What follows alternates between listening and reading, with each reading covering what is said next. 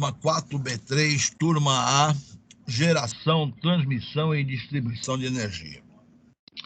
A minha proposta para a noite, eu quero levar o tema da aula, a minha proposta, é poder falar dos TPs, transformador potencial. Porém, para mim falar de TP, eu tenho que, na verdade, ter um conhecimento básico do que é sistema trifásico, como analisar sistema trifásico. Não adianta eu entrar no TP diretamente se o cidadão não tem o conceito do que é um sistema trifásico.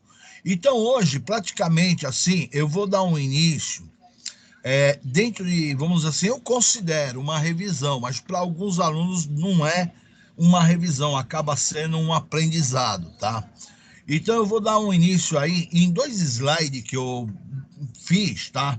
Inclusive esse slide eu fiz agora na época de EAD, só para vocês verem a ideia. Esse slide eu incluí ele na turma de conceitos, aula, lista de chamada, deixa eu ver, puta, onde é que tá? Aulas, turmas. Inclusive esse slide aí, ó, eu considero, como eu estou dando aula no EAD, eu preparei ele para a turma do primeiro módulo. Daí tu fala, pô, tu vai passar, eu estou me formando, professor. Você vai passar um slide que você hoje está aplicando no primeiro módulo?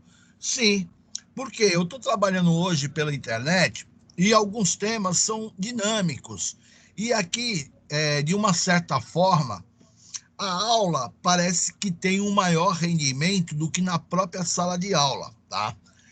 Eu estou falando como professor, aí depende do aluno. E justamente aqui eu preparei 2 slides do primeiro módulo, que é geração por eletromagnetismo. Então aqui eu estou dando a introdução de geração por eletromagnetismo. Possivelmente essa turma vai estar mais preparada do que vocês quando eu mesmo dei a aula dentro de eletricidade básica. Então eu criei esses 2 slides aqui.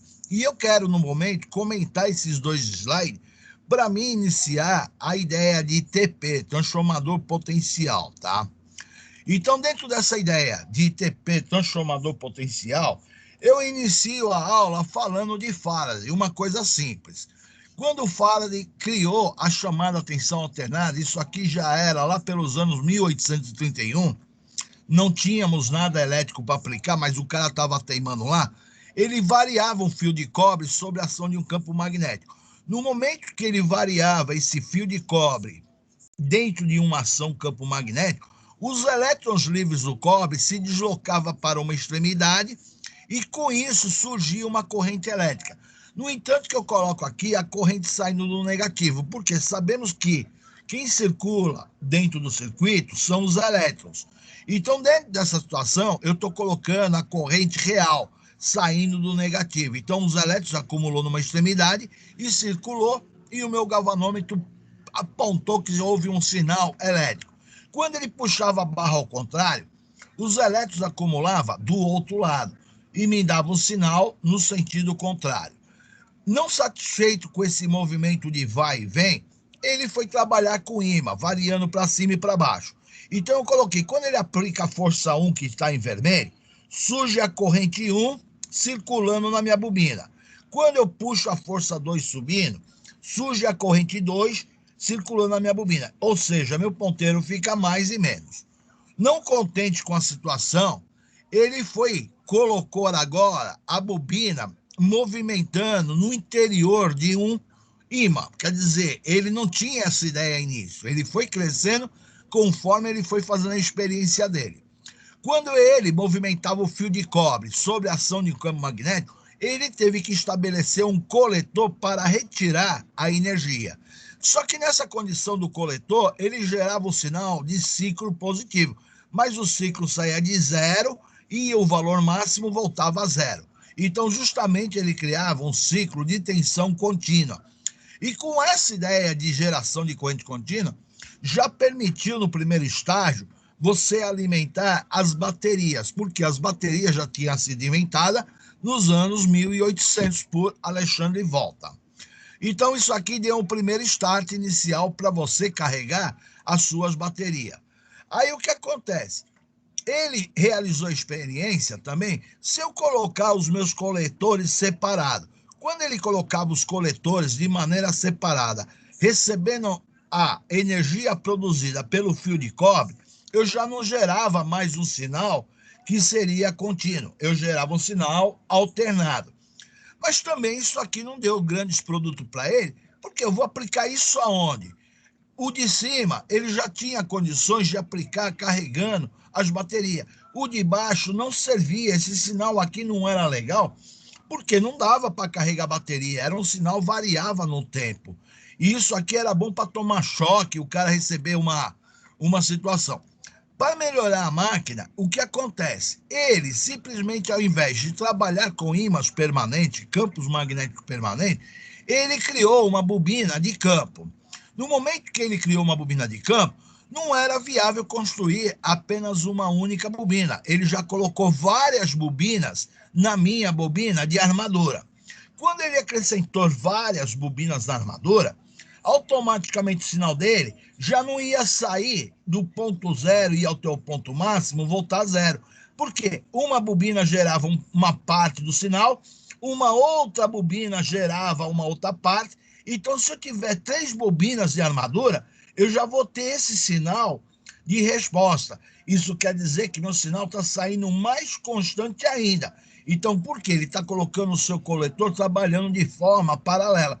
E eu tenho um dínamo praticamente saindo um sinal contínuo puro e nunca ir na zero, porque cada bobina de armadura está gerando um sinal, sairia o sinal mais perfeito do que esta máquina que contém apenas uma única bobina, sai do zero, chega o pico máximo, volta a zero, então eu tenho uma variação grande. Já colocando várias bobinas na armadura, a minha variação já não é tanta. E ao mesmo tempo, como eu queria produzir energia, ele criando essa bobina de campo de maneira que eu pudesse alimentar, eu poderia variar o campo magnético de acordo com a geração que estava querendo gerar, de acordo com a potência elétrica que ele queria alimentar. Então tinha como aumentar ou diminuir o campo magnético injetando uma corrente nela. Aí tu fala assim, puxa, eu vou produzir energia elétrica e vou gastar energia elétrica. Só que a energia elétrica que eu gasto na minha bobina de campo é uma energia muito pequena, não chega nem a ser 5% do que eu estou produzindo na bobina de armadura. Eu gasto pouquíssima coisa. Então eu posso produzir energia na minha bobina de armadura e pegar uma parcelinha pequena e produzir o campo magnético de maneira que eu tenho um controle maior em cima da máquina. Então ele evoluiu naquela época, mas praticamente ele só deixou a mensagem formada porque outros cientistas da época que foi melhorando a qualidade dos dínamos com o passar do tempo. Não foi ele diretamente, Faraday, que chegou a fazer essa melhoria. Outros cientistas melhoraram, inclusive Nikola Tesla, foi aperfeiçoando a máquina. Ele plantou a semente inicial. Agora, a melhoria veio melhorando com o passar do tempo. Não foi ele diretamente que melhorou. Quem eu estou falando ele diretamente, estou falando desse cidadão aqui. Eu não estou eu estou falando que Faraday jogou a ideia para o mundo científico. Só que a melhoria da máquina, ela veio com o passar dos anos, conforme a necessidade, tá? Então, uma vez que ele lançou a ideia, o que acontece? Já começaram a ter situações melhoradas.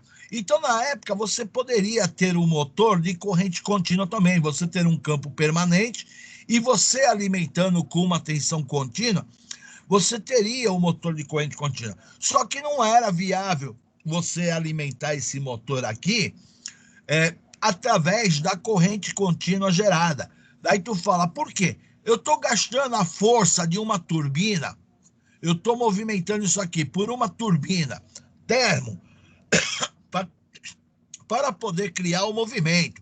Só que eu movimentando a minha peça com uma termo, automaticamente o meu gerador já não vai produzir, eu tenho chamado rendimento, eu vou ter uma perda de energia. Então, quer dizer, ao invés de eu usar o bendito motor corrente contínua, eu podia usar a máquina termo para continuar fazendo o movimento. No entanto, que as locomotivas continuaram sendo térmico naquela época ainda, porque você usava o vapor para fazer a locomotiva movimentar. Então, não era viável você colocar uma caldeira, gerar tensão contínua, e daí você coloca motores de corrente contínua para poder puxar fazer a locomotiva puxar os vagões. Então não era viável, eu usava já a força direta em cima das rodas para poder criar o movimento. Então essa geração por termo,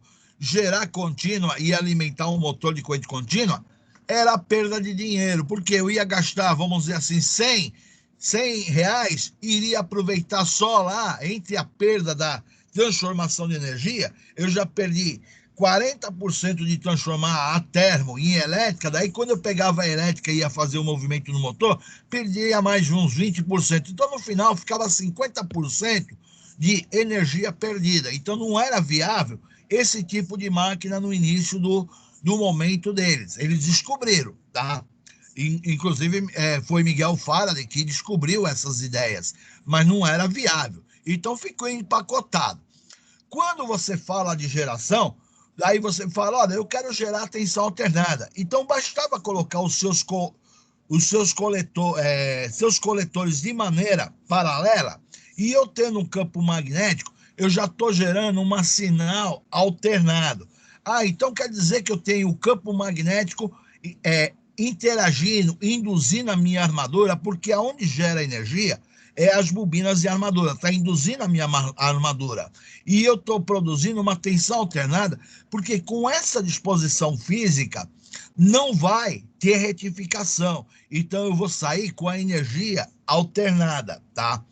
Dentro dessa construção alternada, já houve a melhoria dos nossos geradores. Então, quer dizer, quando houve a melhoria do nosso gerador, eu poderia usar o fluxo da água em cima de uma dada turbina, e ao invés de construir a minha bobina de armadura do lado de dentro, eu colocava a bobina de campo do lado de dentro e a bobina de armadura do lado de fora.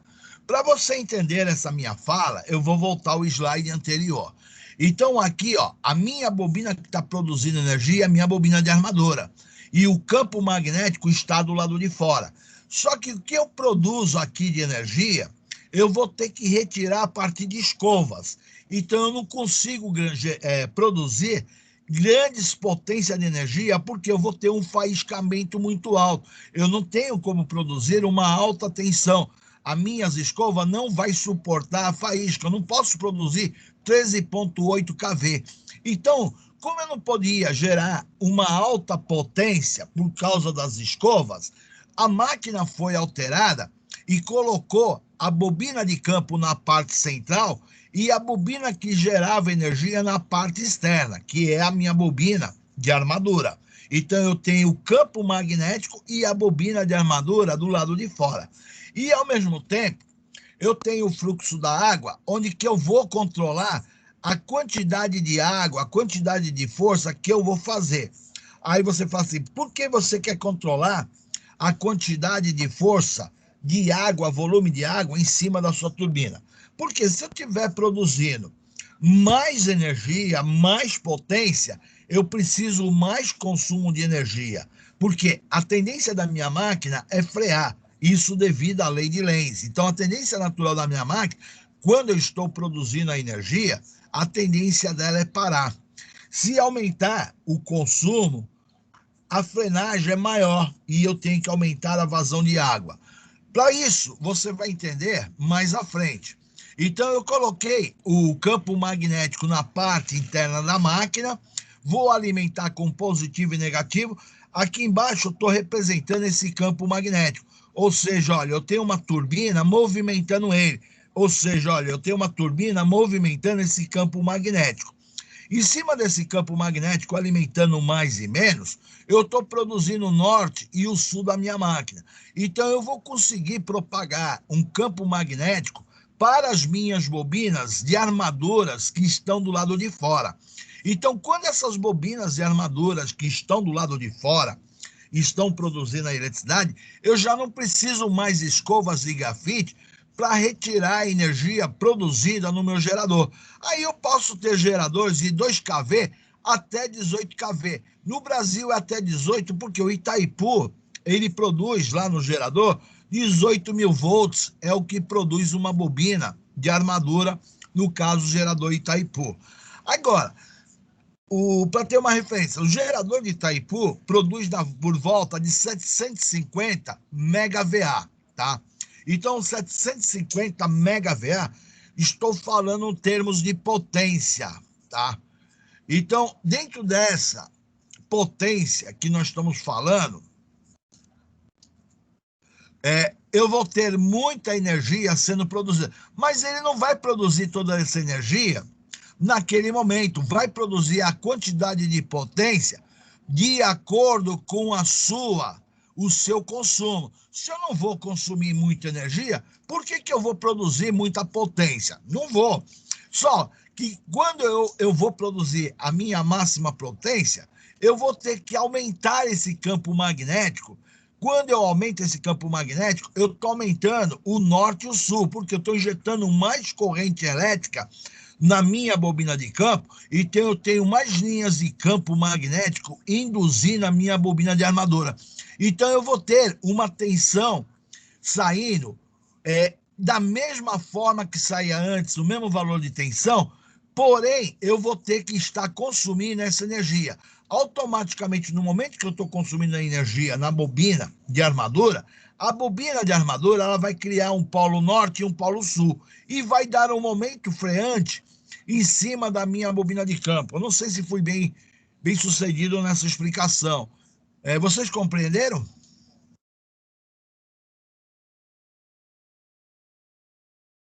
Oi?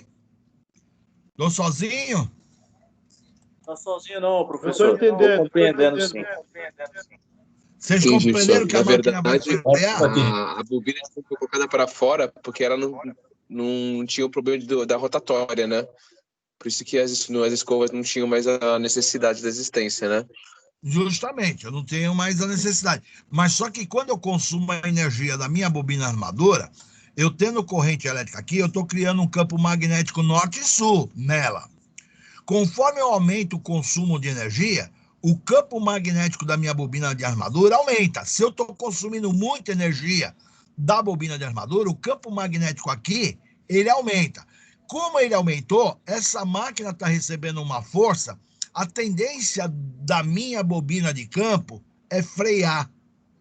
Todo mundo entendeu por que ela freia? Sim, positivo. Todos entenderam? Isso aí devido à lei de Lenz, porque ela vai estar criando um campo magnético oposto. Ó. Se eu estou movimentando aqui, eu estou aproximando o sul da minha bobina, ela criou aqui ó, um sul. Então, sul com sul vai tender a repelir. Só que eu estou gastando energia para aproximar. E eu tive de gastar energia para mim produzir a minha energia. Uma das coisas que vocês têm que entender, eu consigo produzir energia pela indução magnética. Só que eu quero produzir mais potência, eu tenho que ter um campo maior para produzir a minha energia na minha bobina de armadura. E isso aqui causa um momento freante, tá? Então, a partir daí, nós temos a variação da bobina de campo aí, que pode variar até 250 volts, é a unidade de medida de tensão padrão de qualquer usina.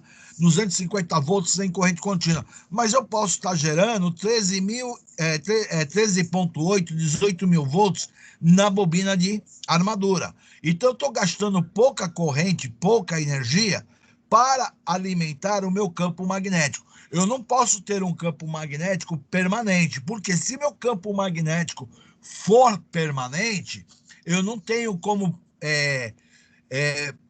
variar a minha potência de geração, porque se meu campo magnético norte-sul é permanente, esse campo magnético ele não é variável, e eu tenho que ter essa variação de campo magnético para mim poder produzir mais potência em cima da minha armadura.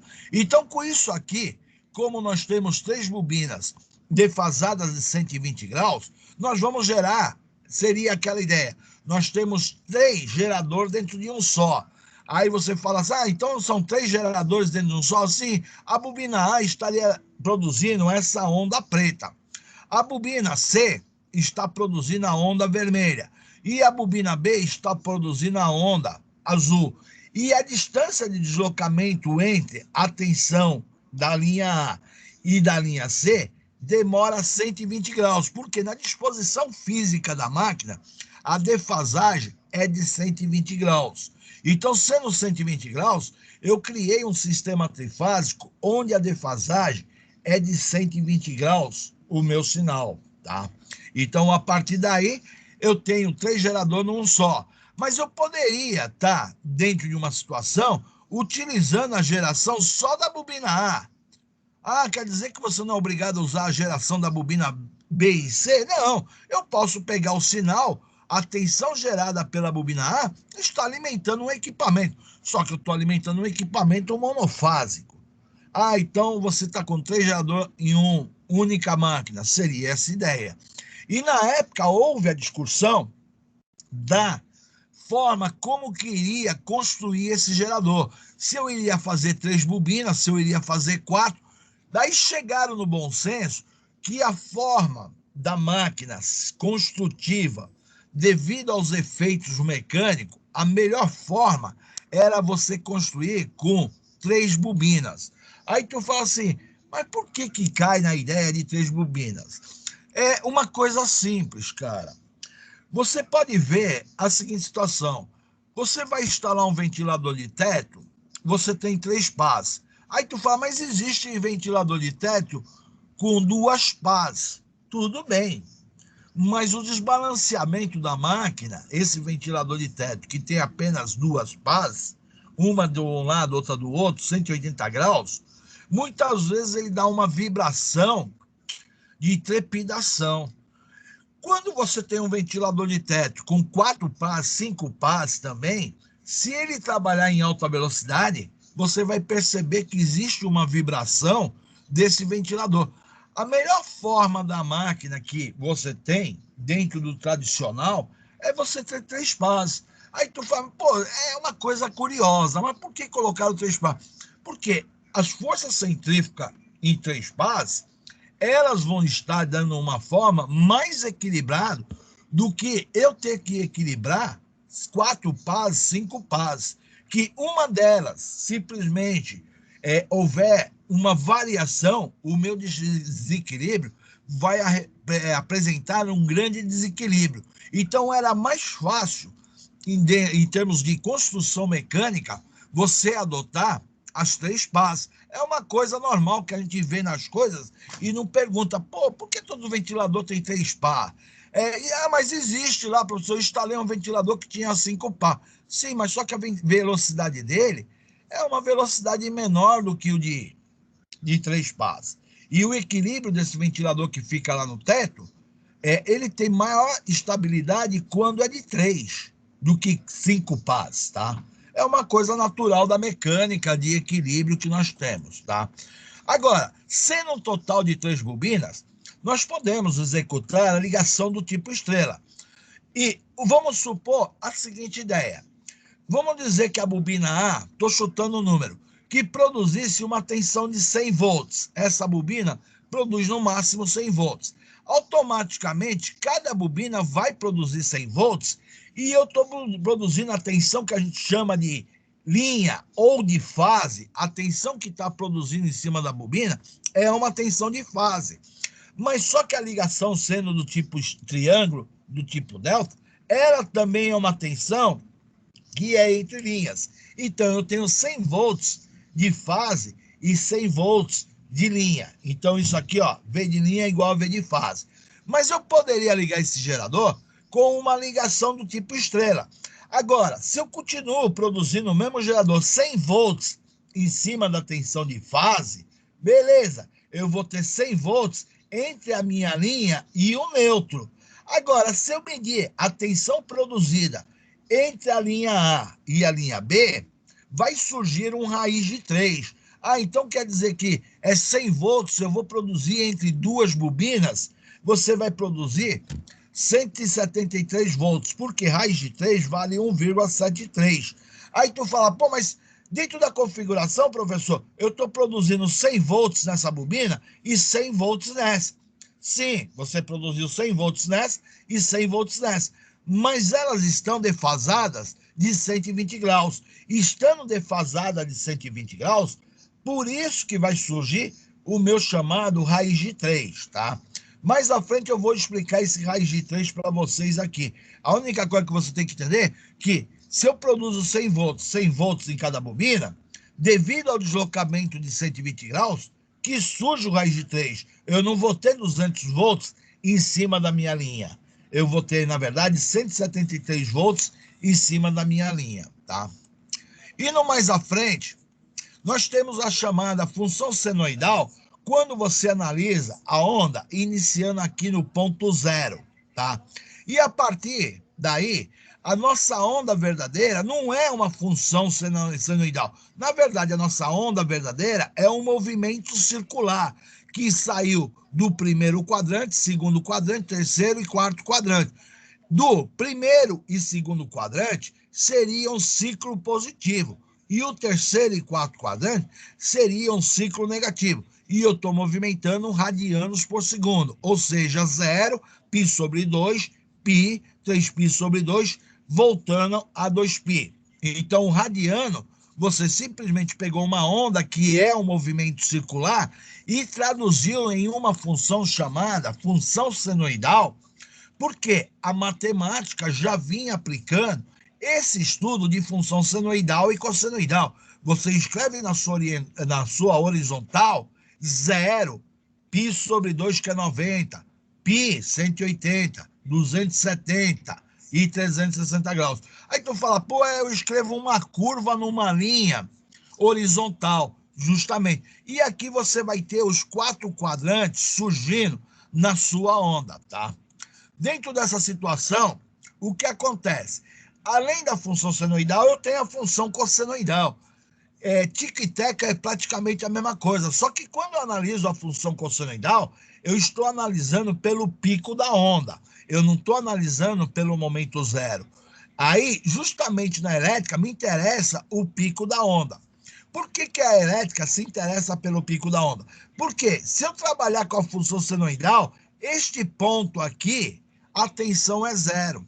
Se eu trabalho pelo pico da onda, eu vou ter a tensão de pico, o valor máximo. Então, quer dizer, eu não quero estudar um sinal elétrico no momento que a minha tensão vale 0. Eu quero estudar uma tensão na hora que eu tenho a tensão máxima. Então, quando a gente utiliza na elétrica, utilizamos a chamada função cossenoidal, que é analisada pelo pico da onda em si. Caminhando mais à frente, o que acontece? Eu coloco aqui, função senoidal. Se eu tenho a função senoidal, eu estou falando V de pico, vale 10 volts. Só que eu tenho a tensão eficaz. Então, no início da história, o homem não conhecia o que era a tensão de pico. Então, Miguel Faraday nem sabia que aquela tensão que ele produzia no gerador dele, existiria um valor de pico, porque os instrumentos dele só era capaz de medir uma tensão eficaz. Essa situação de pico, o homem veio conhecer quando ele montou o primeiro osciloscópio, a primeira televisãozinha que conseguiu analisar na íntegra o que era um sinal elétrico. Mas até aí, o instrumento dele analógico só enxergava a tensão eficaz. Então, quer dizer, eu meço na minha tomada 220 volts.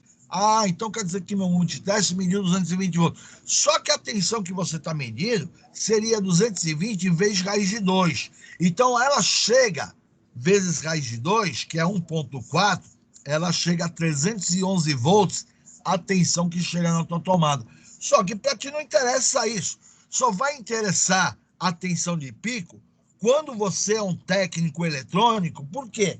Quando você dimensiona componentes eletrônicos, o componente eletrônico, ele leva em consideração a tensão de pico que o componente vai interessar.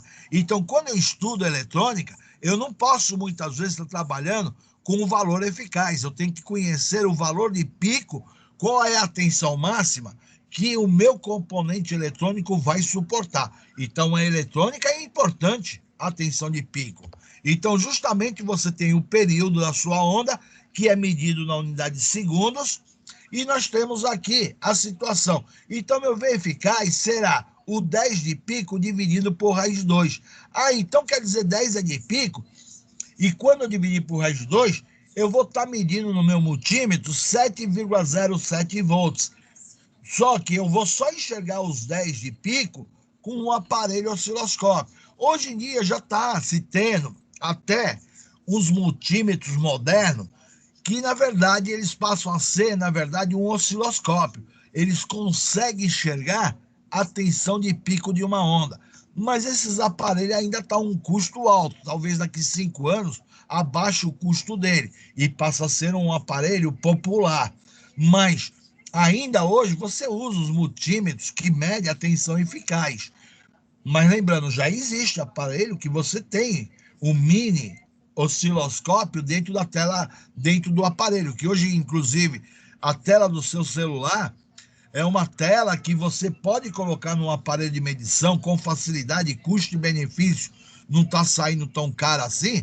Já estão montando instrumentos que você consegue analisar o valor de pico, mas é um micro, vamos dizer, um mini osciloscópio que você está trabalhando. Já não é um aparelho tradicional, tá? Dentro disso aqui, você tem a tensão de pico a pico. Tensão de pico a pico é analisar o pico de uma onda e no pico, do pico positivo ao negativo. Então, teria 20 volts. Eu tenho o meu período. O período é o inverso da frequência. Me deu 16,66 milissegundos. Lembrando, milissegundo é 10 a menos 3. Nós temos o ômega. O ômega é a velocidade da minha onda. Então, ômega é 2πf. Como você tem a frequência, é o inverso do meu período, eu posso falar que ômega é 2π vezes o inverso do período, porque o inverso do período é a frequência. Então, a velocidade da onda brasileira corresponde a 377 radianos por segundo. Se eu quiser transformar o radianos por segundo para a rotação por segundo, basta dividir por 2π. Eu teria 60 RPS. Então quer dizer que a onda brasileira, na frequência de 60 Hz, ela tem uma velocidade angular de 377 radianos por segundo, porém ela tem também uma velocidade de 60 ciclos por segundo, rotação por segundo. Rotação quer dizer 60 voltas por segundo, 60 ciclos por segundo. Tudo é o mesmo vocabulário, tá? Dentro disso aí, eu poderia ter a onda brasileira também na rotação RPM. Então, se eu pegar 60 ciclos por segundo, multiplicar por 60, eu estou transformando minha rotação por segundo para minuto. Então, a onda brasileira ela tem 3.600 RPM, é a velocidade da onda brasileira. Então quer dizer que eu posso dizer que uma onda de 60 Hz, ela tem uma velocidade de 377 radianos por segundo, 60 RPS e de 3.600 RPM. É tudo a mesma coisa, tá? Então, estou falando rotação por minuto. Caminhando mais à frente, eu coloco aqui uma forma de análise que é para aqueles que vão fazer concurso, aqueles que querem concorrer vaga, e o estilo de pergunta que surge quando você fala de tensão alternada. Então, isso aqui estou te mostrando uma tela de um osciloscópio que você está tendo as divisões do osciloscópio. Na minha horizontal, eu coloquei na tecla do osciloscópio que cada 10 quadradinhos, cada 1, 2, 3, 4, 5, 6, 1, 2, 3, 4, 5. Cada 5 quadradinhos vai corresponder a 10 milissegundos. Então, cada 5 quadradinhos vale 10 milissegundos. Cada quadradinho vai valer 0,2 milissegundos. Então, teria 0,2 mais 0,204 mais 0,206, 0,8, 10 milissegundos.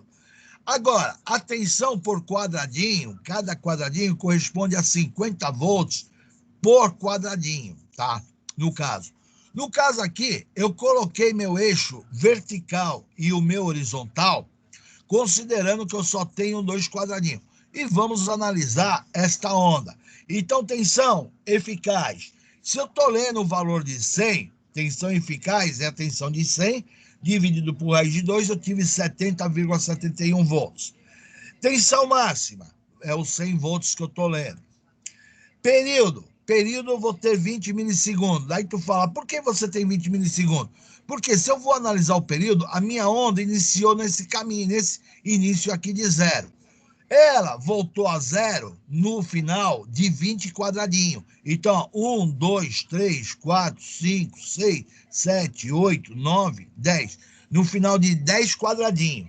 10 quadradinhos corresponde a 20 milissegundos. Cada quadradinho, 0,2 milissegundos. Então, se eu tenho 10 quadradinhos me dando período, eu vou ter um período de 20 milissegundos. Se eu quero a frequência, eu vou dividir o inverso do meu período. Eu vou fazer a frequência ao inverso do meu período. Então, eu tenho lá, frequência é 1 sobre 20 milissegundos, me deu o valor de 50 Hz, o valor da minha onda. Caminhando mais à frente, eu te coloco aqui a lembrança do que é função senoidal quando eu inicio no ponto 0. Função cossenoidal quando eu inicio no pico. Porém, a imagem que eu estou te mostrando aqui da minha tela do osciloscópio, eu não estou te mostrando a função nem na função cossenoidal e nem na função senoidal. Porque meu eixo vertical não está nem no pico da onda e nem no ponto 0. Então, justamente, não está nem um lado nem o outro. A partir dessa onda que eu estou analisando, eu posso dizer a seguinte análise. Eu tenho 360 graus, saindo daqui, chegando até esse ponto aqui, que é meu período. Então, meu período é 360 graus. Eu tenho 10 divisões. Então, são 360 graus dividido por 10 divisão. A cada quadradinho, eu vou ter 36 graus. A cada quadradinho eu tenho 36 graus, tá? Porque, na verdade, o meu período deu 360 graus, foram 10 divisões que eu tive, eu estou tendo 36 graus a cada divisão, por divisão. Uma vez feito isso, eu posso escrever a minha onda no domínio do tempo. O que é a onda no domínio do tempo? Eu vou escrever na função senoidal ou na função cossenoidal. Só que quando eu escrevo a onda no domínio do tempo, eu tenho que considerar a tensão de pico. Então, meu V no tempo é igual a 100, que é uma tensão de pico, vezes seno de ômega t, menos 72 graus. Aí o cara fala assim, por que é menos 72 graus? Porque o meu ponto 0 está aqui, para mim voltar para a função seno, estou tendo que voltar 2 quadradinhos. Cada quadradinho é 36. Então, estou voltando 36 mais 36, eu estou voltando 72 graus para mim poder ficar com a função senoidal. Agora, se eu vou escrever essa onda na função cossenoidal, que é pelo pico da onda, eu vou ter que deslocar esse eixo meio quadradinho. Se é meio quadradinho, um quadradinho inteiro, vale 36 graus, meio quadradinho eu estou deslocando 18 graus. Então, eu tenho V é igual a tensão máxima vezes a função cosseno, ômega t, mais 18 graus. Antes de prosseguir, todo mundo entendeu por que eu escrevi 18 e 72 graus, menos 72 graus? Todo mundo entendeu? Foi bem explanado, professor. Está compreendido. Está compreendido, beleza. Então, é justamente isso aqui, você tem que ter esses conceitos dentro da elétrica.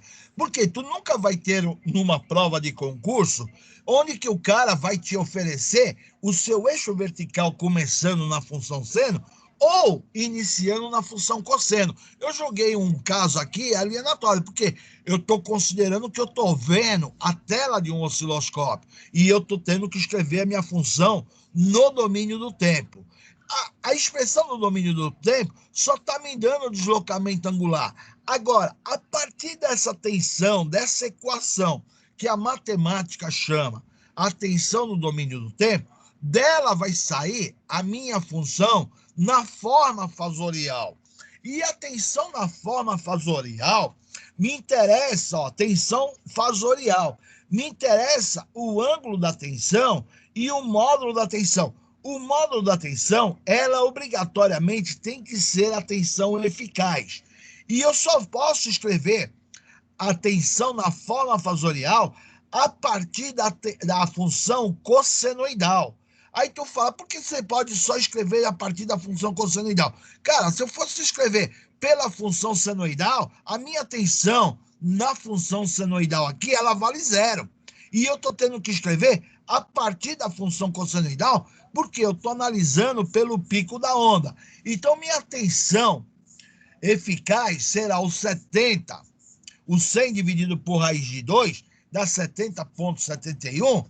E agora eu posso escrever como é que está essa onda no eixo Y e X na forma fasorial. Então, eu estou tendo valor eficaz com o fasor de 18 graus. Então, isto aqui, quando eu escrevo, a minha onda na forma fasorial, ela, na verdade, originou de uma função cossenoidal, porque eu estou analisando pelo pico da onda.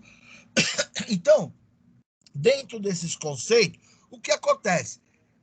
O que eu acabei de passar são típicos de perguntas que costuma cair em concurso. Aí o cara, pô, é pegadinha. Não, o cara está te cobrando se você tem conhecimento de eletricidade. Ele te joga uma tela de um osciloscópio, um gráfico lá, e você vai ter que raciocinar em cima e mostrar que você domina o conceito. Vai ter gente que vai querer escrever a onda na forma fasorial, tirando da função senoidal. Eu não posso tirar da função senoidal, porque o ângulo de menos 72 graus, a minha tensão nesse ponto, ela vale 0, cara. Então, eu não posso tirar da função senoidal, porque a função senoidal é quando eu começo a onda no início dela aqui.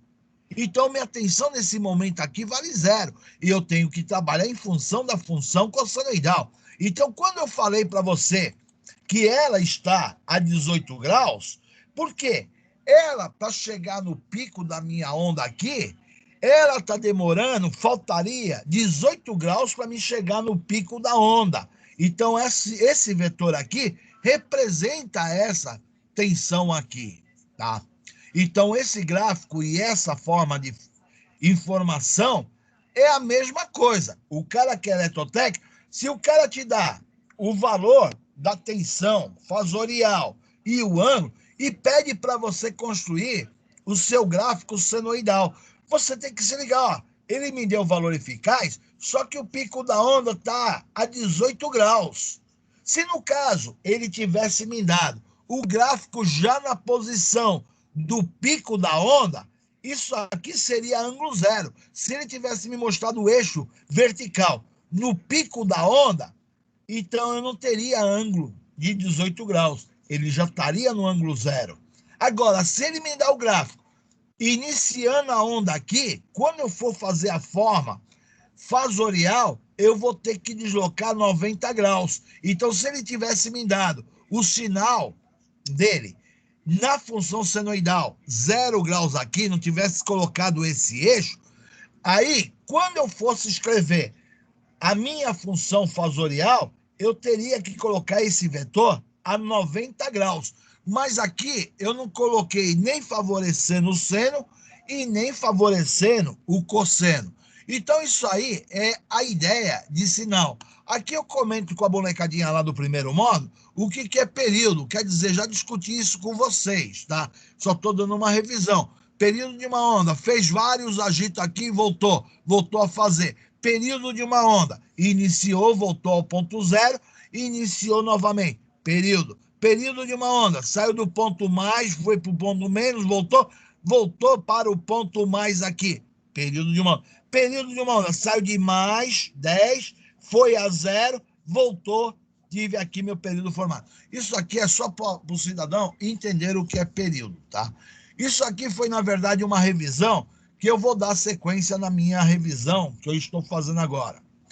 Alguma pergunta para me passar para o segundo estágio? Professor, Oi. Então, para quando for fazer análise, é sempre bom olhar ela no função cosseno, né? Porque o seno vai ser sempre 0 ali, né? Certeza. Só que o pessoal, quando te dá um gráfico, ele não te dá nem na função seno nem na função cosseno. Ele joga o eixo intermediário para tu ficar fazendo continha de quantos graus que houve o deslocamento. Certo. Você entendeu? Entendi. Se ele te der pelo pico, é fácil. Mas só que ele não vai favorecer a tua vida.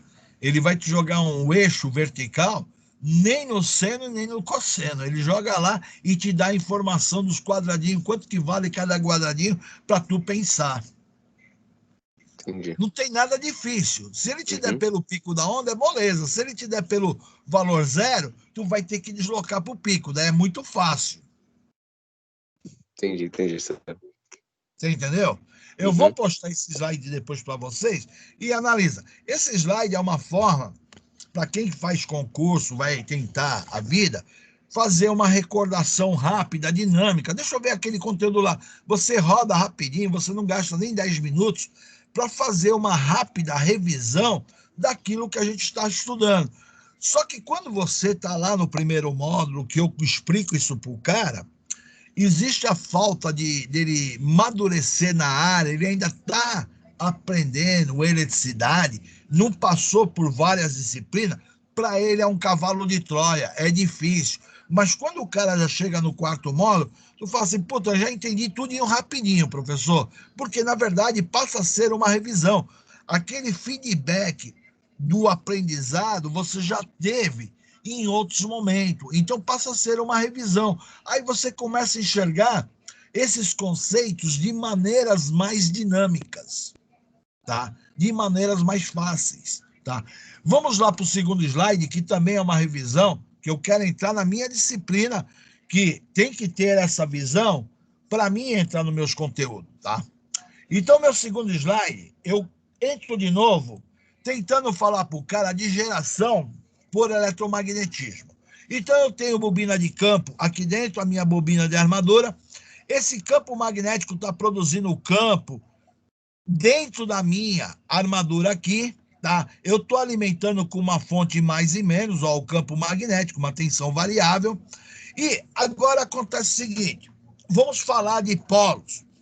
Como eu estou mostrando, esta minha figura, ela só tem o norte e o sul. Então é um gerador de 2 polos. Para mim poder gerar 60 Hz na minha armadura, eu vou ter que rodar isto aqui, a minha bobina de campo, com 3.600 RPM para produzir 60 Hz.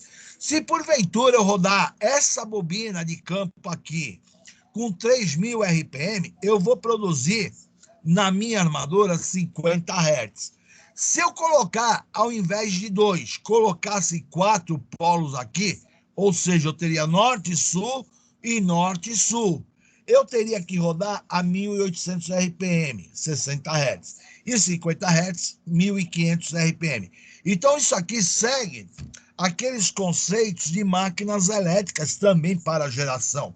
Então, aqui nós estamos determinando que eu tenho que ter uma velocidade na minha bobina de campo para mim produzir a frequência de 60 Hz ou 50 Hz. Quer dizer, essa velocidade, ela não pode ser maior, no caso aqui de 2 polos, que eu estou mostrando, ela não pode ser maior do que 3.600 RPM. Então, se a água estiver caindo e estiver rodando com uma velocidade menor do que 3.600 RPM, eu não vou estar produzindo 60 Hz, eu vou estar produzindo uma frequência inferior. Se a água estiver caindo com uma proporção muito maior do que 3.600 RPM, eu vou estar produzindo uma frequência maior do que 60 Hz. Então, isso que eu acabei de falar é tipo de pergunta de concurso. Só que ele não te mostra a fervura e te coloca as alternativas. Olha, se a água estiver caindo na turbina acima do normal que deveria cair, o que acontece com a frequência? Daí você tem que imaginar o que eu estou falando. No caso aqui, eu estou te mostrando um número, estou te mostrando um desenho que eu tenho números de polo. Mas muitas vezes no verbo, o cara monta a questão e você não consegue imaginar tão rápido pô, o que ele está falando mesmo? Se eu aumentar a vazão da água e simplesmente a máquina começar a rodar mais rápida do que deveria. Pô, você está gerando uma frequência maior. Então, ele cria palavras para você refletir em cima dessa tabela, tá? É isso que acaba acontecendo no concurso. Então, no caso aqui, nós produzimos uma tensão alternada, que nem nós falamos anteriormente. Agora, nós temos dois tipos de polos. Nós temos polos no gerador, o saliente. O saliente, você está saindo com norte e sul, e norte-sul de maneira saliente, para fora. No caso aqui, estou representando 4 polos salientes. Posteriormente, eu tenho em geradores que os polos são lisos. Aí, quando você fala polos lisos do gerador, eu não estou sobressaindo o norte e o sul, ó. Eu estou saindo norte e sul aqui, só que eu não estou saindo de uma forma saliente. Isso quer dizer, a minha bobina estaria enrolada aqui, ó, e produzindo campo aqui norte e sul. Minha bobina está enrolada aqui. Então, justamente, eu tenho uma bobina enrolada e o polo saliente. Já o polo liso que a gente fala, eu não tenho a saliência, ele saindo para fora em si na máquina. Então, existem 2 tipos de polos no seu gerador, tá? O polo saliente e o polo liso. Agora aqui, o que eu falo aqui? Quanto ao conhecimento das reatâncias de um gerador. Quando eu falo das reatâncias do gerador, ele basicamente é que nem um motor. Quando eu parto um gerador, imagina a rede elétrica sem energia nenhuma. E eu vou partir o meu gerador para poder produzir a chamada eletricidade. Então, nesse momento de partida, do momento estático do gerador, sem energia nenhuma na rede, o gerador vai estar olhando a rede elétrica como se a rede fosse um curto-circuito, porque de momento imediato não tem energia. Então, justamente, você vai ter uma situação de uma corrente de curto-circuito, quer dizer, a corrente na saída do gerador é considerado um momento de período subtransitório. Então, minha corrente é alta na partida do gerador. Conforme o gerador começa a abastecer a sua linha, ele já começa a entrar num regime de um período transitório. E, posteriormente, ele entra num regime permanente. Então, quer dizer que quando ele parte, é como se ele estivesse tendo um curto-circuito na linha. É uma baita porrada que o gerador está recebendo até chegar no seu regime permanente. Então, isso aqui é muito discutido, porque o gerador, se demorar muito tempo para entrar no regime permanente, muitas vezes os relés de segurança que você tem de sobrecorrente pode desarmar. Por quê? Esse período, a minha corrente é super alta. Só que ele também não vai poder demorar muito para abastecer a linha. O que acaba acontecendo? Eu vou ter que, na verdade, desarmar as minhas subestações e entrar com esse gerador de maneira gradativamente, alimentando apenas um setorzinho pequeno, que não vai dar uma sobrecarga, para poder, posteriormente, eu entrar em regime permanente e eu estar ligando outras subestações e alimentando. E a mesma coisa quando você fala de geração, é a mesma coisa de transformador. Transformador tem a mesma situação dentro de uma empresa. Muitas vezes o cara fala assim, poxa, tal setor não está sendo utilizado, está parado, vamos desligar o transformador que está alimentando aquela área? Olha, dependendo, não pode desligar o transformador de um setor que não está usando energia. Pelo seguinte, na hora de você dar partida no teu transformador, o que acontece?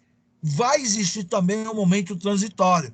Como você tem vários setores sendo alimentados e, de repente, você partir no transformador, no momento que está absorvendo a máxima carga na sua empresa, na partida daquele transformador, que você vai alimentar um setor, simplesmente ao partir desse transformador, você pode derrubar o sistema inteiro. Aí tu fala, como é que é? Se eu tenho lá 3 transformadores alimentando 3 setores, e eu estou desligando um dos transformadores de um setor que estava já em regime permanente. Desliguei, ficou 2 transformadores alimentando. Só que esses 2 transformadores já estão alimentando a plena carga. Quando eu for partir novamente o terceiro transformador, como esse terceiro transformador não está alimentando nada, no momento que ele vai vencer a sua rede elétrica da partida, vai existir também esse momento transitório. Como eu já tenho 2 transformadores a plena carga, de repente meu sistema elétrico não vai suportar a partida daquele transformador no momento que eu estiver energizando. Aí justamente acaba derrubando 2 setores que não tinha nada a ver com aquele transformador que tu deu a partida. Então, muitas vezes dentro de uma empresa, o pessoal não desliga certos transformadores porque sabe que a retomada da entrada de um transformador dentro de um setor, se é de alta potência, ele corre o risco de derrubar um setor que não tem nada a ver. Então é melhor deixar lá o transformador vazio, sem carga, para você não correr o risco de dar uma partida indevida. E no caso da geração, também eu estou tentando te mostrar que ocorre esse momento de subtransitório na partida do meu gerador. E eu vou ter que entrar com esse gerador gradativamente no setor para fazer a realimentação do meu sistema. Só que a partida dele é cruel, cara. É cruel.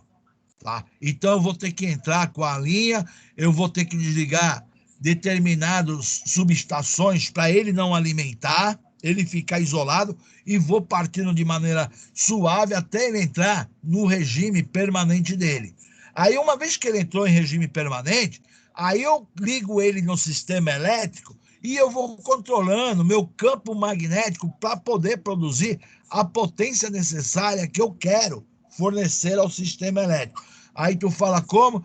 Você tem que variar seu campo magnético para produzir mais potência. E você vai controlando isso aqui, né, dentro da máquina, tá? Hoje em dia está mais simples porque está tudo automatizado. Mas não adianta estar automatizado e você não conhecer o processo da automação. O que a automação está executando em cima da sua máquina. Porque no passado, o operador de uma sala elétrica, ele fazia isso tudo de maneira manual, observando simplesmente leituras de instrumento, ele conseguia fazer esse sincronismo da máquina. Só que hoje já está existindo automação que a máquina é controlada de maneira automática. Mas se a automação fura, você tem que saber a causa, por que a automação não está atuando, qual é a falha que está ocorrendo no sistema. Então, a compreensão básica, ela passa a ser importante, tá? Dentro da situação de geração, nós temos aqui alguns tipos de turbinas. Eu tenho a turbina do tipo Pelton, tá? Então, a turbina do tipo Pelton é a turbina que você utiliza lá na usina de Itatinga, em Reborn. Essa turbina do tipo Pelton são turbinas fabricadas para grandes quedas de altura de água, que nem em Reborn. Você tem 700 metros descendo a água por uma turbulação, e essa turbulação vai chegar com uma certa pressão em cima da minha turbina, tá? E essa turbina aqui, geralmente, você não vai ter a água batendo numa única pá dela. Geralmente, no mínimo, você vai ter que ter 2 a 4 entradas de água para balancear o eixo. No caso aqui, eu estou tendo 1, 2, 3, 4, 5, 6. 6 entradas de água, eu tenho 6 pontos que está movimentando a minha turbina. Mas eu posso ter, ao invés de 6, ter 4 pontos, simplesmente 4 entradas, para o meu eixo não deslocar. Agora, se eu tiver apenas uma única injetora em cima da turbina do tipo Pelton, eu vou estar dando porrada no meu eixo aqui, eu estou desbalanceando o meu eixo central aqui. Então, eu vou ter um desgaste grande em cima do meu rolamento. Então, normalmente, você vai ter que ter, no mínimo, 2, uma de um lado e uma do outro, mas favorece aqui, no mínimo, 4. Se tiver 6, beleza, vai distribuir as cargas. Então, isso aqui é para grandes quedas de altura, onde que você está descendo a água pelos seus dutos forçados. Eu tenho a turbina do tipo Francis. A turbina do tipo Francis, na verdade, ela serve de que maneira? Nós temos a turbina do tipo Francis e Cap. No caso, Itaipu é uma turbina do tipo Francis. Então, a do tipo Francis, na verdade, ela é para grandes volumes de água, é quantidade enorme. Então Itaipu, ela tem um grande volume de água, sim. Só que o gerador aqui vai rodar com uma velocidade aproximadamente de 90 RPM para gerar 60 Hz. Aí que você fala assim, pô, mas 90 RPM você gera 60 Hz? Sim. Só que no interno da máquina eu vou ter que ter 40 bobinas de campo magnético para poder produzir 60 Hz, porque ela está rodando a 90 RPM. No caso, a do tipo Francis, geralmente varia. Você pode ter 7 bobinas de campo, 6 bobinas de campo, vai dar em torno de 500 RPM, 600 RPM, dependendo de quantas bobinas que você tem de campo aqui. Normalmente é 7, pode ser até 8 bobinas de campo. E varia de 400 a 600 RPM a velocidade da turbina do tipo Pelton. Agora, do tipo Francis, é para grandes volumes de água. Então, esse volume de água tem força suficiente para poder rodar a minha bobina de campo, tá? Certo? A outra turbina que eu tenho é do tipo Capra. A do tipo Capra seria tipo para fio d'água. Ela parece com uma hélice de uma lancha, tá? Aí tu fala, o que é fio d'água? É um rio que está passando água e eu estou aproveitando o curso daquele rio para movimentar o eixo de uma turbina. E simplesmente é um volume de água pequena, não é um grande volume, mas eu estou usando ela. Então eu vou ter o defletor aqui para controlar a vazão de água, o quanto que eu quero que ela roda, quantos RPM. Em todas elas você vai ter o chamado refletor. No caso aqui, você, na turbina do tipo Pelton, você vai ter os bicos injetores. Aqui eu estou tendo os defletor que impede a entrada de água que eu estou controlando. A diferença quando eu falo os defletor e o bico injetor é o seguinte, o bico injetor seria uma agulha. É como se eu tivesse uma mangueira e eu colocasse o dedo na frente da mangueira, controlando mais saída de água, menos saída de água. Então, esse aqui usa, na verdade, uma agulha internamente que você controla o volume de água. Esse aqui você tem o defletor, que está abrindo ou fechando para você ter a quantidade de água para movimentar a minha turbina. A do tipo Francis também você tem um defletor para você controlar a quantidade de água que está circulando na sua turbina, tá? E nós temos uma outra turbina que está sendo usada recentemente no Brasil, que é a turbina do tipo Bulbo. Não que ela seja nova, que na verdade é Larrer, na França. Esse Larrer na França aí, nós temos uma usina da Maré, que na verdade lá na França você tem um Recife, tá? Que quando você tem nível de maré alta, chega por volta de 15 a 20 metros de altura a maré alta. Então, esse tipo de turbina, desde a década de 78, mais ou menos, se não me engano, a Air France construíram lá pela década de 78, 80, não me lembro exatamente a data. Então, lá como ele funciona pela maré, a maré demora 8 horas para subir a maré alta. Então, lá eles usaram a turbina do tipo bulbo, porque quando a maré está carregando, a minha turbina está gerando, tá? Represando água no reservatório. Daí atingiu a maré alta. A maré alta demora 8 a 10 minutos segurando o nível de maré alta. Posteriormente, 8, 10 minutos chegou a máxima da maré, vamos dar um exemplo que chegou a 20 metros de altura. Aí o que eles fazem? Eles estancam a vazão da água, represa essa água e só vai ligar a turbina no horário de pico. Vamos dizer que deu a maré alta, eram exatamente 3 horas da tarde e atingiu a maré alta. Poxa, mas eu não preciso produzir energia elétrica às 3 horas da tarde, quando a maré começa a esvaziar. você estanca a água e simplesmente você chega no horário de 18 horas, 20 horas, a maré já baixou um certo volume, aí você começa a produzir a energia elétrica porque você fez um reservatório de maneira que você economizou o represamento da maré. Aí lá eles utilizam essa turbina do tipo bulbo.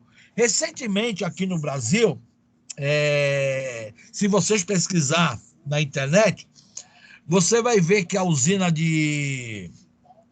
Puta, agora fugiu da cabeça. A última usina que foi construída, alguém aí me lembra aí, rapidinho, vai. Belo Monte? Belmonte. A usina de Belmonte, acontece o seguinte, lá em Belmonte, eu tenho um gerador que está usando turbinas do tipo France, mas eu também tenho usinas hidrelétricas em Belmonte que está usando a do tipo Bubble. Aí tu fala, por que está dividido em dois momentos de usina? Pelo seguinte, eles fizeram uma ramificação no rio lá, para não ter que fazer um grande reservatório. Aconteceu uma extensão do reservatório, não era um grande volume de água.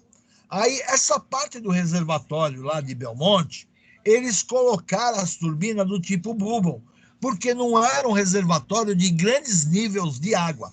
Então, lá eu tenho cerca de, acho que umas 10 ou 15 turbinas do tipo Bubble. Eu ainda não guardei, que é coisa recente, eu li pouco a respeito, mas eu já estive lendo. Então, lá você tem a turbina do tipo Bubble e você tem a do tipo France. Então, a do tipo Bubble é para aquela situação. Reservatórios não muito alto, mas você tem volume de água estocado. Tá? É diferente a do tipo Capra, que seria pela aquela ideia de fio d'água. Essa daqui não. Eu tenho um volume respeitável de água, mas é um reservatório não muito grande. Tá? Então você usa a do tipo bulbo nesse reservatório. E a do tipo bulbo é legal que ela pode gerar tanto no momento da cheia da maré, como na vazão da maré. Então ela gera energia nos dois sentidos, ela está gerando. É diferente quando você coloca uma turbina do tipo Pelto, ela roda só no sentido de geração. A do tipo bulbo, tanto faz um lado como o outro, ela funciona. Tá faltando para mim, eu prometo que talvez para outra turma eu vou estar mais preparado. A usina lá de, como é que a gente falou o nome agora? É a... Puta, fugiu. Fala de novo. Belmonte. Fugiu, tá fugindo. Eu prometo que mais à frente eu vou dar fazer leitura sobre Belmonte. Eu acredito que eles colocaram também a do tipo Buldo, pelo seguinte, eles desviaram o represamento por um rio lá. Existe um rio de escoamento, que esse rio pode, eu acredito, agora eu estou chutando, eu vou ter que ler para ver isto que eu estou falando, mas eu vou só deduzir para você também, querendo, você vai ler. Porque se ele coloca a turbina do tipo bulbo, pelo que eu já tive lendo pouco lá, eu posso estar enchendo um reservatório no sentido e, de repente, eu posso reverter o meu reservatório. Então, eu acredito que eles usaram a do tipo bulbo devido de eu ter as duas situações no represamento da água lá, tá? Em Belmonte. Mas eu vou ter que ler a respeito. Agora, vocês tendo a curiosidade, dá uma lida lá, que vale a pena ler sobre Belmonte. Então, quando você fala de gerador monofásico, um gerador monofásico seria construído por uma única bobina. Aí o cara olha para minha figura e fala, professor, você não está falando uma única bobina? Tô. Ah, mas eu estou vendo duas. Não, você está vendo uma. Porque esta bobina, em relação à de baixo, ela está deslocada de 180 graus. Pelo deslocamento de 180 graus, eu posso considerar uma única bobina, porque eu estou em 180 graus deslocado. Então, eu não precisaria estar representando essa segunda bobina, eu poderia representar uma única bobina em cima, já entenderia. Mas, logicamente, para aproveitar o espaço físico da máquina, você colocou uma bobina em cima e uma embaixo.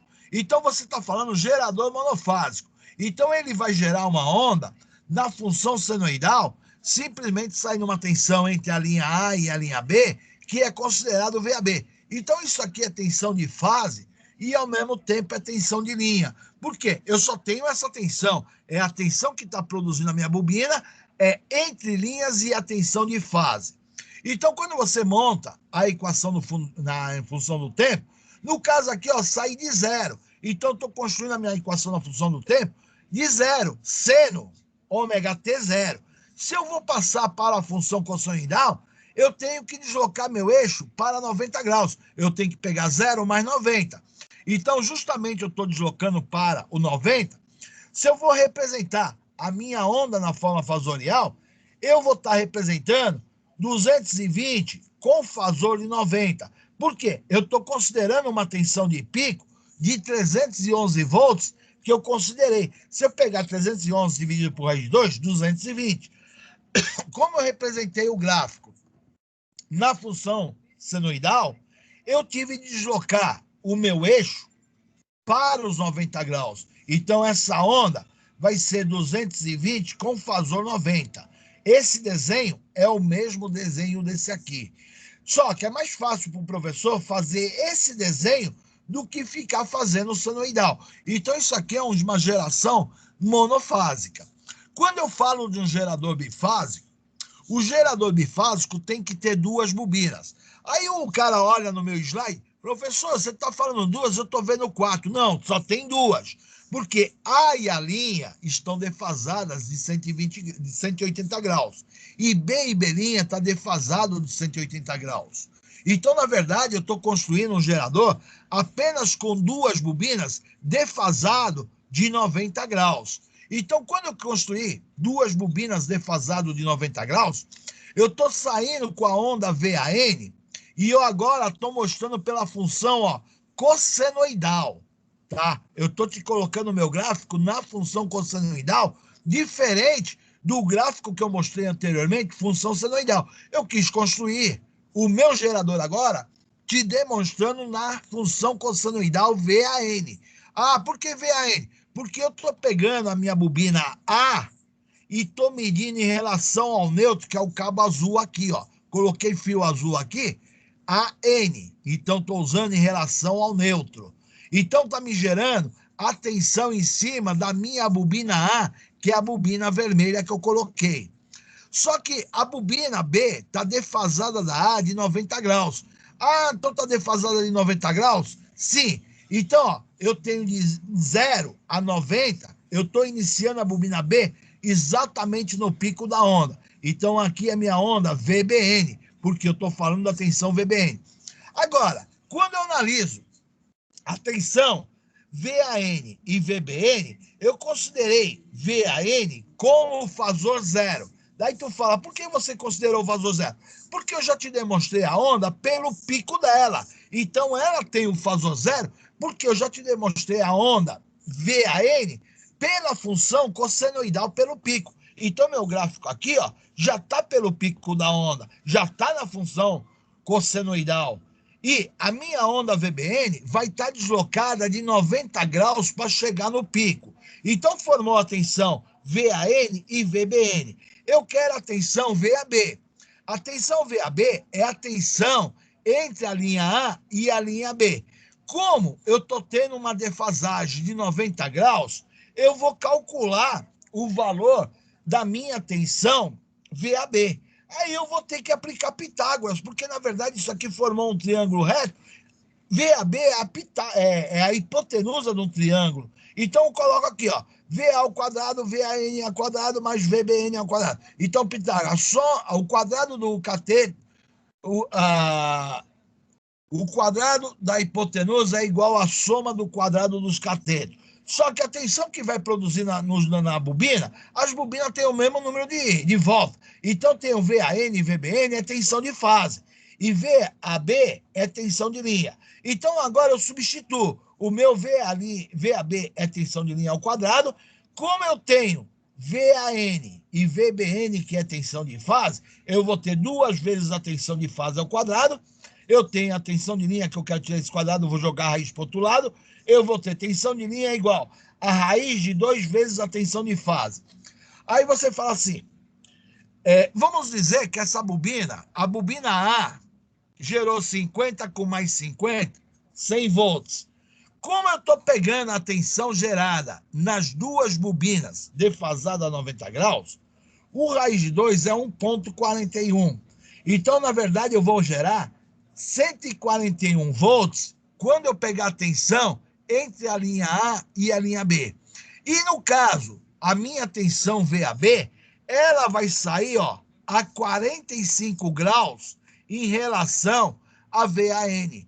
Aí tu fala, pô, mas e aí, como é que eu vou fazer? Então, se eu considerei VAN como a tensão de pico, eu tive de deslocar 45 graus para trás para me representar a minha onda VAB, porque eu estou considerando um gerador bifásico, diferente de monofásico. Agora, eu vou entrar na geração trifásica. Quando eu entro na geração trifásica, eu estou criando 3 ondas e eu estou te demonstrando as ondas já na função cossenoidal. Eu não coloquei na função senoidal para facilitar a minha vida. Então, já estou te mostrando pelo pico da onda. Se eu for fazer a ligação do tipo delta, que seria essa ligação, eu vou analisar a tensão produzida entre as 3 linhas. No momento que eu for analisar essa tensão, o que acontece? Eu quero saber o valor de VCA. Quando eu vou calcular o valor da minha tensão, eu tenho 3 tensões defasadas de 120 graus. Então, eu tenho VAB, VBC e VCA. Então, eu tenho, na verdade, 3 tensões defasadas de 120 graus. Como eu estou produzindo em cima de cada bobina, vamos dizer 100 volts, a minha tensão que está em cima da minha bobina é uma tensão de fase. Mas além de ser uma tensão de fase que está em cima da bobina, ela também é uma tensão de linha, porque está entre a linha A e a linha B. Está entre a linha B, entre a linha C e a linha B. Só que está fechando o tempo aí que já falei muita coisa. Eu vou ter que dar uma reforçada exatamente nesse momento aqui. Semana que vem eu vou entrar na aula reforçando essa parte que eu preciso falar de sequência positiva. Eu vou estar reforçando. Então, logo no início da aula, vocês me lembram assim, professor, fala mais um pouco de sistema trifásico, para mim entrar no meu TP. Porque quando eu entrar no meu TP, cara, ou você reconhece sinal alternado trifásico ou não reconhece. Então, eu vou ter que entrar nesse tópico aí. A próxima ligação que eu vou executar é a ligação do tipo estrela. Então, quando eu executo a ligação do tipo estrela, lembrando, eu estou te mostrando a minha onda na função cossenoidal, pelo pico da onda. Então, agora eu tenho um neutro. Então, agora, eu vou ter diferença de tensão de fase e tensão de linha. Então, exatamente aqui, VAN, VBN, e eu tenho VAB, tá? Então, eu até representei uma carga para você entender as 3 tensões que eu tenho. As minhas correntes de linha e de fase, tá? No caso aqui, é a mesma, tá? Então, justamente aqui entrou meu diagrama fasorial. Só que isso aqui eu vou discutir a semana que vem, que eu já estou cansado e vocês também. Então, aqui, eu vou explicar o porquê do raiz de 3 que surgiu. Então, isso aqui vai ser explicação para a aula que vem também, que eu quero entrar nesse tópico aqui. E o slide continua analisando sistema fasorial. Então, meu propósito da aula era chegar nesses contextos que está aqui. Só que o tempo está curto agora e vai começar uma outra aula, não dá para me chegar em todas as explicações que eu tenho que dar, tá? Então, isso aqui vai ficar para a semana que vem, para terminar essa aula aí, tá ok? Não dá tempo agora, gente. Fica muita coisa para a gente... Que agora eu estou entrando num contexto que realmente me interessa e eu tenho que levar na calma. Beleza, gente? Ficou bem compreendido? Professor, Oi. Sim, professor. aqui tá. Calma aí. Fala. Tá ouvindo? Legal, professor. Então, Turma A, GTD, turma A. Eu vou postar o primeiro slide que eu passei na íntegra. O segundo eu vou segurar ele, porque a semana que vem eu quero estar passando ele. GTD, turma A está aqui, ó. Então, arquivos aqui. Falou, Marcos. Slide aula GTD. Eu coloquei a parte de TCs. Vou carregar agora esse slide que eu passei o primeiro por completo. O segundo pode me cobrar semana que vem, que eu não vou postar ele agora, não. Eu quero ver vocês participar da aula.